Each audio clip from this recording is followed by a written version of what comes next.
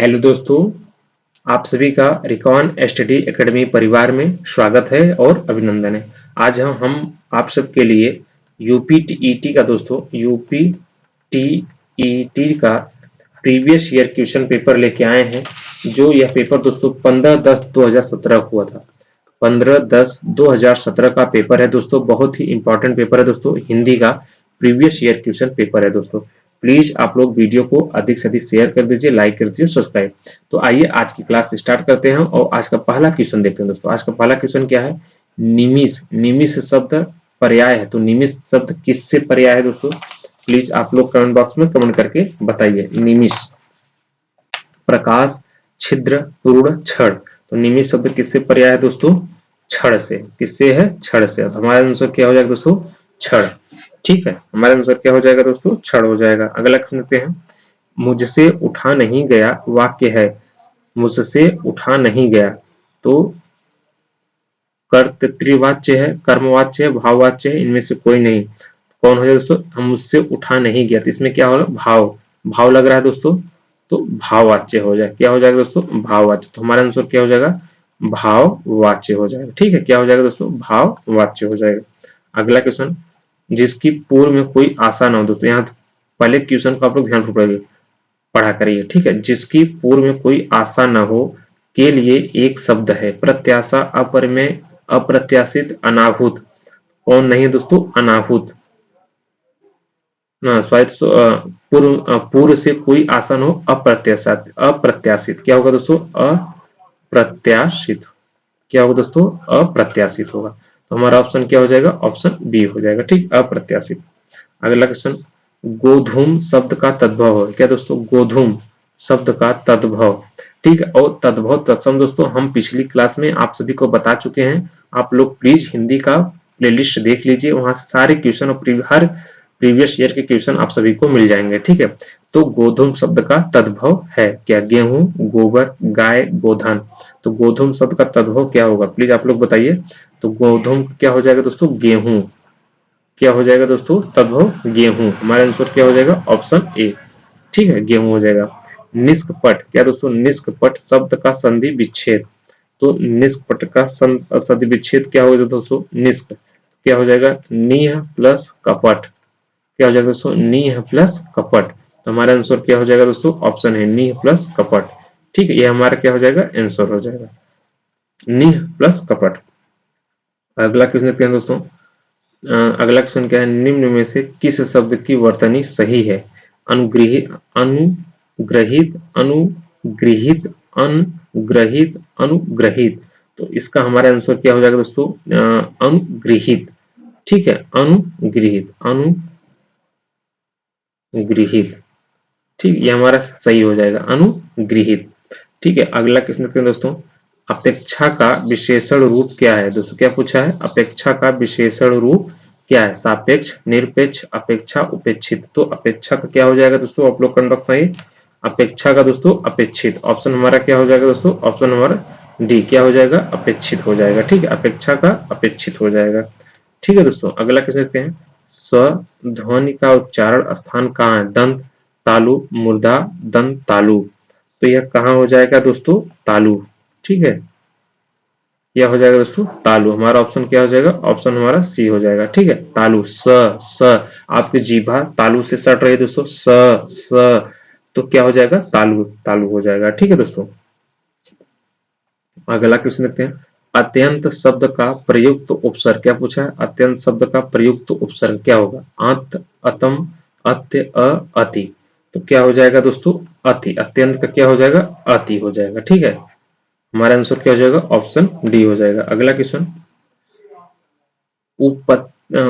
उपत्यका का अर्थ। क्या पूछा है? उपत्यका का अर्थ सूर्य जिस पर्वत के पीछे से निकलता है दोस्तों, प्राणियों के पेट का एक अंग है, पर्वत का शिखर है, पर्वत के पास की भूमि। तो इसका अंग क्या हो जाएगा दोस्तों? पर्वत के पास की भूमि हो जाएगा। ठीक है, हमारा ऑप्शन क्या जाएगा? ऑप्शन डी, पर्वत के पास की भूमि, उपत्यका। ठीक है, अगला क्वेश्चन। अंग। अंग का उच्चारण स्थान क्या होता है दोस्तों? नासिक, मूर्धन, कंठ, कंठोष्ठ है या फिर कंठ तालव्य है। तो अंग का क्या हो जाए दोस्तों? नासिक के होता है। क्या होता है दोस्तों? नासिक। ठीक है दोस्तों, नासिक क्या होता है, नासिक, और इसका भी जिसको अहा बोलते हैं दोस्तों, उसका भी क्या होता है, नासिक होता है। अगला क्वेश्चन, चार गज मलमल, क्या दोस्तों, चार गज मलमल में कौन सा विशेषण है, आप लोग बताइए, संख्यावाचक, परिणाम बोधक, गुणवाचक, सर्वनाम। इसका आंसर क्या हो जाएगा दोस्तों, परिणाम बोधक। क्या हो जाएगा, परिणाम बोधक। क्या हो जाएगा दोस्तों, परिणाम बोधक। हमारा आंसर क्या हो जाएगा, ऑप्शन सी हो जाएगा। ठीक है, ऑप्शन हमारा सी हो जाएगा। क्या हो जाएगा दोस्तों, परिणाम बोधक हो जाएगा। अगला क्वेश्चन देखते हैं दोस्तों, शीश का तत्सम रूप क्या है, शीश का तत्सम रूप क्या है, शीशा, सिरा, शीर्ष, शीर्षक। तो यह क्या हो जाएगा दोस्तों, शीर्ष। क्या हो जाएगा दोस्तों, शीर्ष। हमारा ऑप्शन क्या हो जाएगा, ऑप्शन बी, ये हमारा आंसर हो जाएगा। ठीक है, चौराहा शब्द में समास है, तो चौराहा शब्द में दोस्तों समास क्या है, कर्मधारय है, द्विग है, द्वंद्व है, अव्यय अव्ययी भाव है। तो चौराहा शब्द में कौन सा समास है दोस्तों, आप लोग बताइए। इसमें द्विग समास है, कौन सा दोस्तों, द्विग, द्विग समास। कौन सा समास है दोस्तों, द्विग समास। हमारा आंसर क्या हो जाएगा, ऑप्शन सी हो जाएगा। ठीक है दोस्तों, द्विग समास। ठीक है, अगला क्वेश्चन देखते हैं, आंख की किरकिरी होना का अर्थ होगा अप्रिय लगना, कष्टदायक होना, धोखा देना, बहुत प्रिय होना। ठीक है, तो यह हमारा आंसर क्या हो जाएगा दोस्तों, अप्रिय, अप्रिय लगना। क्या हो जाएगा दोस्तों, अप्रिय लगना। हमारा आंसर क्या हो जाएगा, ऑप्शन ए, अप्रिय लगना। ठीक है, क्या हो जाएगा, हमारा आंसर हो जाएगा। ठीक, अप्रिय लगना। अगला क्वेश्चन देखते हैं दोस्तों, निम्नलिखित में मौखिक अभिव्यक्ति का रूप है, निम्नलिखित में मौखिक अभिव्यक्ति का रूप है, शुद्ध वर्तनी, श्रुत लेख, सुलेख, आशु भाषण। तो क्या हो जाएगा दोस्तों, आशु भाषण। ठीक है दोस्तों, क्या हो जाएगा, आशु भाषण। हमारा आंसर क्या हो जाएगा, आशु भाषण हो जाएगा। ठीक, अगला क्वेश्चन, हिंदी भाषा में कितनी बोलियां हैं, 15, 18, 25, 22। तो हिंदी भाषा में कितनी बोलियां दोस्तों, प्लीज आप लोग कमेंट बॉक्स बताइए। 18, कितनी बोली होती है दोस्तों, 18 बोली होती है। कितनी, 18। हमारा आंसर क्या हो जाएगा, ऑप्शन सी, 18 बोली। ठीक है, अगला क्वेश्चन, भारतेंदु युग में निकलने वाली पत्रिका युग्म है, कौन से युग में दोस्तों, प्लीज आप लोग कमेंट बॉक्स में बताइए कौन सा युग में है। ठीक है, भारतेंदु युग में निकलने वाली पत्रिका युग्म है, कवि वचन, सुधा, हिंदी प्रदीप, सरस्वती माधुरी, कल्पना, ज्ञानोदय, या फिर नवीन कादम्बनी। तो कौन हो जाएगा दोस्तों, कवि वचन, सुधा, हिंदी प्रदीप। ठीक है दोस्तों, ऑप्शन हमारा क्या हो जाएगा, ऑप्शन ए हो जाएगा। ठीक है, अगला क्वेश्चन देखते हैं, तद्भव पत्रिका के संपादक का नाम है लीलाधर जुगड़ी। क्या नाम है दोस्तों, लीलाधर जुगड़ी। क्या नाम है, तद्भव पत्रिका के संपादक का नाम है दोस्तों लीलाधर जुगड़ी, विश्व प्रताप तिवारी, हरे प्रकाश उपाध्याय, अखिलेश। क्या नाम है दोस्तों, आप लोग हम लोग, अखिलेश। यह पिछली क्लास का क्वेश्चन है दोस्तों, यह 2020 में आया हुआ क्वेश्चन दोस्तों। तद्भव पत्रिका संपादक क्या नाम है, अखिलेश। यह पिछली क्लास में यह क्वेश्चन हमने कराया हुआ है, और प्लेलिस्ट में जाके आप लोग सारी क्लास को प्लीज रिवीजन कर लीजिए। ठीक है, अगला क्वेश्चन, 12 बरस 100 कुकर जीवे और 13 लौ जिए सियार। यह पंक्ति किसकी है, विद्यापति, नरपति नाला, चंद्रबाई, या फिर जगनीक। किसकी है, आप लोग कमेंट बॉक्स में बताइए दोस्तों। जगनीक की है, किसकी है, जगनीक की है। ठीक, हमारा आंसर क्या हो जाएगा दोस्तों, ऑप्शन डी, जगनीक। ठीक, यह क्या हो जाएगा हमारा आंसर, जगनीक। ठीक है, अगला क्वेश्चन देखते हैं दोस्तों, निम्नलिखित में से किस देश में हिंदी भाषा का प्रयोग लिखने और बोलने में किया जाता है, ऑस्ट्रेलिया, पाकिस्तान, दक्षिण अमेरिका, मॉरिशस। तो ये कहाँ पे होगा दोस्तों, मॉरिशस। यह भी हमने क्लास 2020 के क्वेश्चन पेपर में आया हुआ दोस्तों, प्लीज आप लोग इसको जाके वहां से देख लीजिएगा। ठीक है, कहाँ पे हुआ दोस्तों, मॉरिशस। सूर सागर किस भाषा की रचना है, अवधी, ब्रज, बुंदेली, छत्तीसगढ़ी। तो यह कहाँ की रचना है दोस्तों, ब्रज की है। कहाँ की दोस्तों, सूर सागर कहाँ की है, ब्रज की है। ठीक है, अगला क्वेश्चन,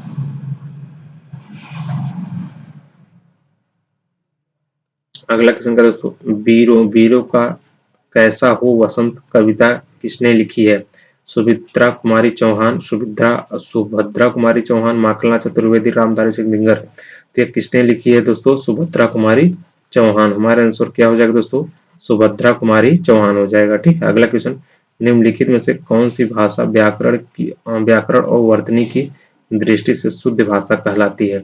तो साहित्यिक भाषा, व्याकरणिक भाषा, प्रांजल भाषा, मानक भाषा। तो किसके लिए कहलाएगा दोस्तों? मानक भाषा। हमारा आंसर क्या हो जाएगा दोस्तों? मानक भाषा। ठीक है, मानक भाषा किसके लिए हो जाएगा दोस्तों? मानक भाषा के लिए हो जाएगा। ठीक है, अगला क्वेश्चन देखते हैं। निम्नलिखित में से कौन सा रासो आल्हाखंड, क्या दोस्तों रासो आल्हाखंड के नाम से प्रसिद्ध है? तो पृथ्वीराज रासो, परमाला रासो, खुमान रासो, बीसल देव रासो। तो कौन है दोस्तों? प्लीज आप लोग कौन रखते हैं? परमाल रासो। कौन है दोस्तों? परमाल रासो। कौन है दोस्तों? परमाल रासो। हमारा ऑप्शन क्या हो जाएगा? Option C. ठीक है, ये क्या हो जाएगा? हमारा आंसर हो जाएगा। ठीक है, अगला क्वेश्चन देखते हैं। अगला क्वेश्चन क्या दोस्तों? क्वेश्चन निर्देश दिया है प्रश्न संख्या 56 और 60 दिए गए गद्यांश को पढ़कर निम्नलिखित को प्रश्नों के सही विकल्प को चुनिए। ठीक है, तो आइए सही विकल्प को चुनते हैं। आदिम आर्य घुमक्कड़ ही थे। क्या दोस्तों? आदिम आर्य घुमक्कड़ ही थे, जहां से वहां से घूमते ही रहते थे दोस्तों। घूमते भटकते ही वे भारत पहुंचे थे। यदि घुमक्कड़ी का बाना उन्होंने न धारण किया होता, यदि वे एक स्थान पर ही रहते तो आज भारत में अनेक वंशज न होते। भारत बुद्ध घुमक्कड़ तथा भगवान महावीर घुमक्कड़ थे दोस्तों। वर्षा ऋतु के कुछ महीनों को छोड़कर एक स्थान में रहना बुद्ध के वश का नहीं था दोस्तों। 35 वर्ष की आयु में उन्होंने बुद्धत्व प्राप्त किया। कितने वर्ष की आयु दोस्तों? 35 वर्ष की आयु में उन्होंने बुद्धत्व को प्राप्त कर लिया था। और 35 से 80 वर्ष की आयु तक जब उनकी मृत्यु हुई तो 45 वर्ष तक वे निरंतर घूमते ही रहे। अपने आप को समाज सेवा और धर्म प्रचार में लगा रहे। अपने शिष्यों से उन्होंने कहा था, चरथ भिख खाने चारी के हे भिक्षुओं घुमक्कड़ी करो। यद्यपि बुद्ध कभी भारत के बाहर नहीं गए, किंतु उनके शिष्यों ने उनके वचनों को सिर आंखों पर रख लिया और पूर्व में जापान, उत्तर में मंगोलिया और पश्चिम में मकदूनिया और दक्षिण में बाली द्वीप तक धावा मारा। भगवान महावीर ने स्वच्छंद विचरण के लिए अपने वस्त्रों तक को त्याग दिया। ठीक है, और दिशाओं को उन्होंने अपना अंबर बना लिया। वैशाली में जन्म लिया दोस्तों। उन्होंने कहाँ पे जन्म लिया? वैशाली में जन्म लिया। पावा में शरीर त्याग, कहाँ पे दोस्तों? पावा में शरीर त्याग किया। जीवन पर्यंत घूमते रहे। मानव के कल्याण के लिए, मानव के राह प्रदर्शन के लिए शंकराचार्य 12 वर्ष के थे दोस्तों। 12 वर्ष की अवस्था में संन्यास लेकर कभी केरल और कभी मिथिला, कभी कश्मीर और कभी बद्रिकाश्रम में घूमते रहे और कन्याकुमारी से लेकर हिमालय तक समस्त भारत को अपना कर्म क्षेत्र समझा। और सांस्कृतिक एकता के लिए दोस्तों, समन्वय के लिए, ऋतु धर्म की रक्षा के लिए शंकराचार्य के प्रयत्नों से ही वैश्विक धर्म का उत्थान हो सका। तो आइए क्वेश्चन भी इस पे देखते हैं दोस्तों। क्वेश्चन क्या है? घुमक्कड़ शब्द में कौन सा प्रत्यय लगा? क्या पूछा दोस्तों? घुमक्कड़ में कौन सा प्रत्यय लगा है दोस्तों? घुमक्कड़, तो अड़ लगा है। कौन सा दोस्तों? अड़। हमारा ऑप्शन क्या हो जाएगा? Option C. ठीक है, महावीर स्वामी का जन्म कहाँ हुआ दोस्तों? पावापुरी में, कुशीनगर में, वैशाली में, पारसौली में। तो उनका जन्म कहाँ हुआ दोस्तों? वैशाली में। कहाँ हुआ दोस्तों? वैशाली में। ठीक है, उन्होंने पावापुरी में क्या किया था? प्राण त्याग दिया था। स्वच्छंद में कौन सी संधि है? स्वच्छंद में कौन सी संधि है? विसर्ग, गुण, दीर्घ, व्यंजन। आप लोग बताइए। स्वच्छंद में व्यंजन संधि है। कौन सी? व्यंजन, व्यंजन संधि है। ठीक है, अगला क्वेश्चन देखते हैं। महात्मा बुद्ध ने जब बुद्धत्व को प्राप्त किया तब उनकी अवस्था कितनी थी? 12 वर्ष, 45 वर्ष, 35 वर्ष, 80 वर्ष की थी? तो 35 वर्ष। जब उन्होंने बुद्धत्व को प्राप्त किया तो उनकी अवस्था कितनी थी दोस्तों? 35 वर्ष थी। कितनी थी? 35 वर्ष। तो हमारा आंसर क्या हो जाएगा दोस्तों? 35 वर्ष। आज बस इतना ही दोस्तों। आप लोग का बहुत बहुत धन्यवाद। प्लीज आप लोग वीडियो को अधिक से अधिक शेयर कर दीजिए और लाइक कर दीजिए और सब्सक्राइब कर दीजिए। ठीक है, और जो चीजें ना समझ में आए आप लोग प्लीज कमेंट बॉक्स में कमेंट करके पूछ सकते हैं। आप लोग का बहुत बहुत धन्यवाद।